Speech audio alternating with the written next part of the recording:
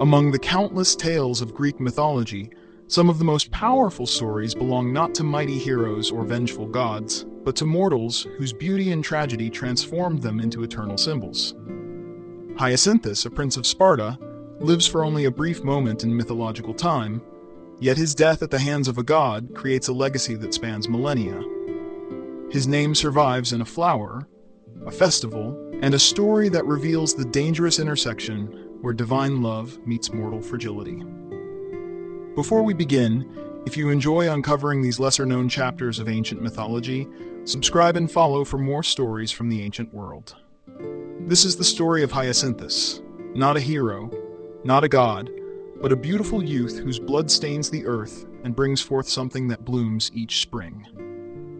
Hyacinthus is a prince of Sparta whose beauty rivals that of the immortals themselves. According to Apollodorus in his Bibliotheca, Hyacinthus is the son of Amyclas, the king of Sparta, and Diomede, the daughter of Lapithes.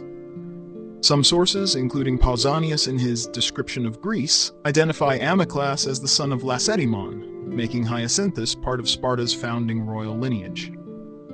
Hyacinthus trains in the athletic traditions of Sparta. He excels in wrestling, running, and the throwing of the discus. These are not merely hobbies, but essential elements of Spartan education, the agoge which shapes young men into warriors. The prince embodies the Spartan ideal, beauty combined with physical prowess, grace united with strength. It is precisely these qualities, his physical beauty and athletic excellence, that draw divine attention to him. The ancient sources do not provide extensive detail about the first encounter between Apollo and Hyacinthus, but they establish that Apollo becomes utterly captivated by the Spartan prince. Ovid, in his Metamorphoses, describes Apollo's overwhelming attraction to Hyacinthus, suggesting that the god observes the youth during his athletic training. This is not the first time Apollo falls in love with a mortal, but the intensity of his feeling for Hyacinthus distinguishes this relationship. Apollo approaches the youth, and their companionship develops from shared interests. Both value athletic excellence, physical training, and the cultivation of the body. Apollo becomes not only Hyacinthus's lover, but also his mentor, teaching him and sharing in his pursuits. The god's devotion is so profound that he abandons his usual divine responsibilities to remain in Sparta with the prince. The relationship is also observed by others in the divine realm. Zephyrus, the west wind, watches Apollo and Hyacinthus together, and he too becomes captivated by the Spartan prince's beauty. This sets in motion the jealousy that, according to some accounts, leads to the tragedy that follows. On one particular day, Apollo and Hyacinthus decide to practice discus throwing together. Ovid describes this scene with vivid detail in Metamorphoses.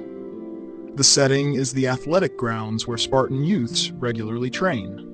Apollo takes the first turn, preparing himself according to Greek athletic tradition by removing his outer garments and applying oil to his skin, as was customary for all athletes. He picks up the heavy bronze discus, testing its weight and balance in his hand to gauge the throw. Then, using his divine strength, he launches the discus into the air with force far beyond human capability. The discus flies with such force that it splits the clouds in its flight. Finally, it descends, striking the earth with tremendous force. Hyacinthus, eager to take his turn, runs forward to retrieve the discus. The heavy bronze disc strikes the hard ground and rebounds with unexpected force, striking Hyacinthus in the head. The impact is fatal. The prince falls and blood flows from the wound. Ovid notes that even Apollo's face pales at the sight. The god immediately goes to Hyacinthus, attempting to stop the bleeding. Apollo applies healing herbs, using his knowledge of medicine, for he is the god of healing and father of Asclepius. However, the injury proves beyond cure. Even divine intervention cannot reverse the wound. Apollo, despite possessing prophetic abilities, did not foresee this accident. The discus he threw, though unintentionally, causes his beloved's death. The athletic activity meant to demonstrate skill becomes the cause of tragedy. Not all sources attribute Hyacinthus' death to pure accident. Several later writers, including Lucian in his Dialogues of the Gods, introduce another element that transforms the tragedy from accident to murder: the jealousy of Zephyrus, the west wind. According to this version, Zephyrus is present during the discus throwing, though invisible. He observes Apollo and Hyacinthus together. When Apollo throws the discus, Zephyrus intervenes by blowing a strong gust of wind, deliberately redirecting the discus toward Hyacinthus's head. The wind gives the discus additional force and changes its trajectory, causing the fatal blow. This alternate account changes the nature of the tragedy. Instead of an accident, Hyacinthus's death results from Zephyrus's jealousy after being rejected in favor of Apollo.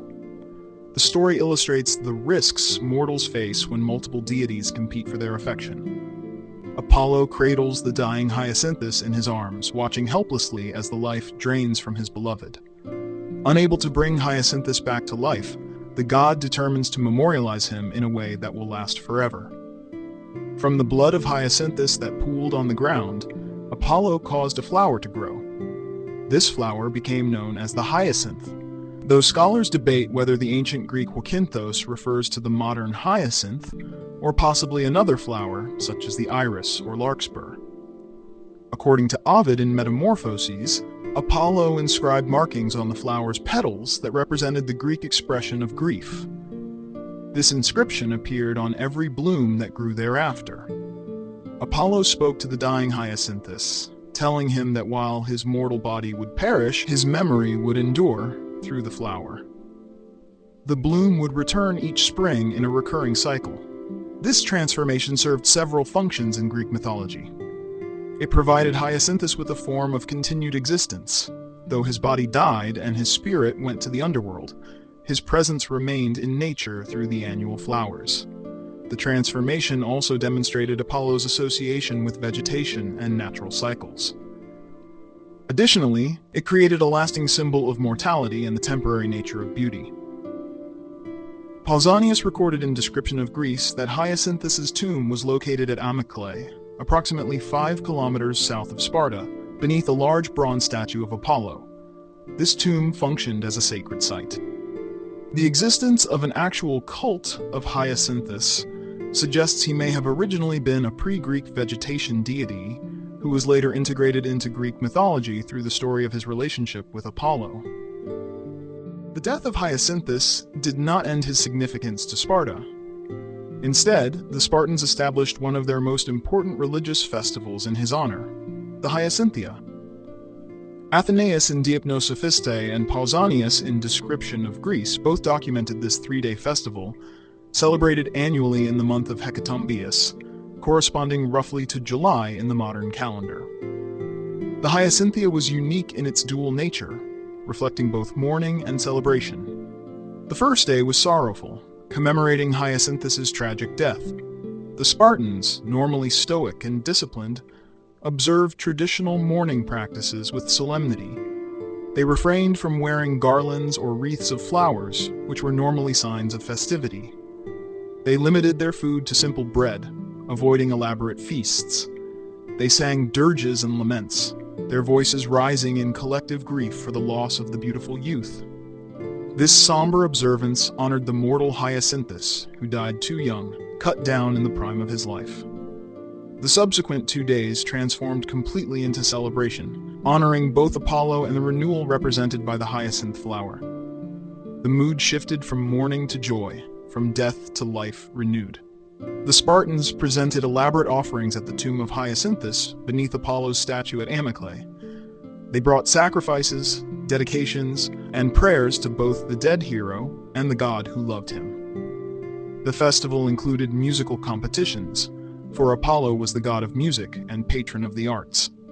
Choruses of boys and girls performed, their voices rising in hymns that praised both Apollo and Hyacinthus. The quality of these performances was renowned throughout Greece, and participating in the chorus was considered a great honor for Spartan youth. Athletic competitions also featured prominently, echoing the activities that Hyacinthus himself enjoyed in life. Young men competed in running, wrestling, and discus throwing, though one imagines that the discus competitions carried a particular poignancy given the manner of Hyacinthus's death. Women participated prominently in the celebrations, which was notable in militaristic Sparta, where public life was often dominated by men.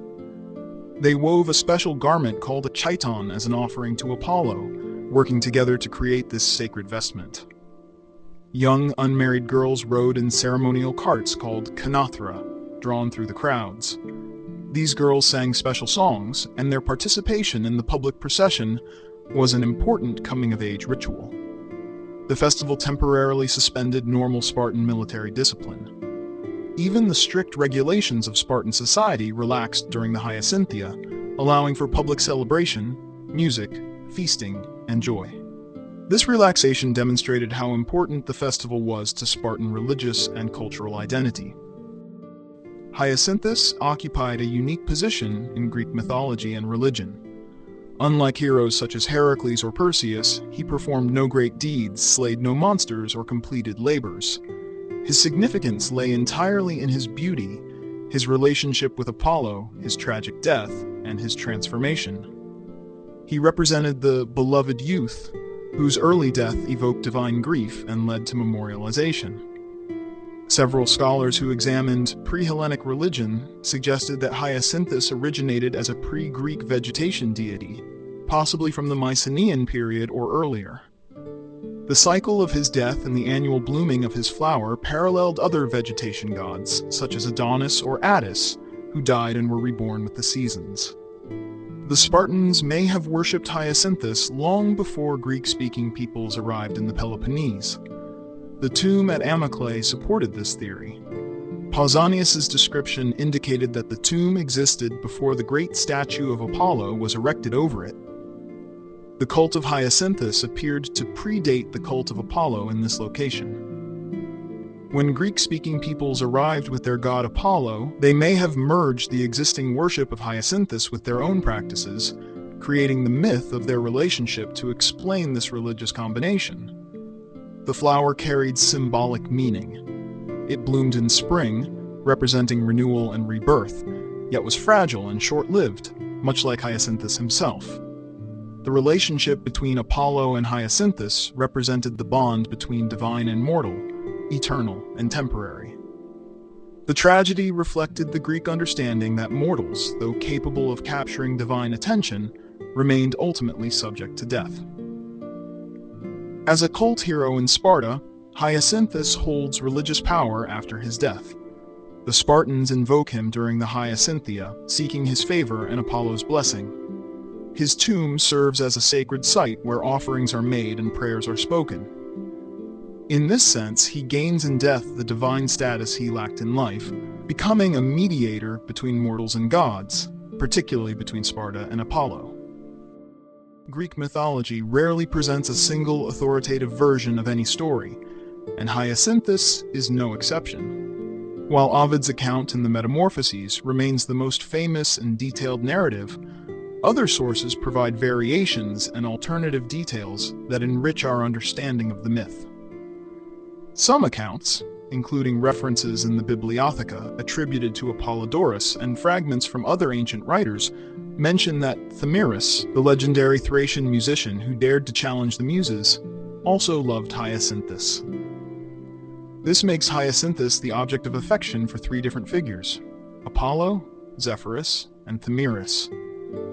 Some scholars suggest that Zephyrus's love for Hyacinthus represents the earliest reference to male same-sex love in Greek mythology, though this detail appears in fragments and later commentaries rather than complete narratives. The exact identity of the flower remains disputed among ancient and modern scholars. While we call it hyacinth in English, translating the ancient Greek word hyacinthos, the ancient flower may refer to a different species entirely.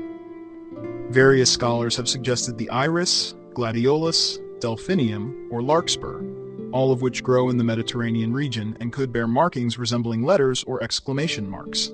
The modern hyacinth is actually native to the eastern Mediterranean and Asia Minor, and may not be the flower described in ancient sources.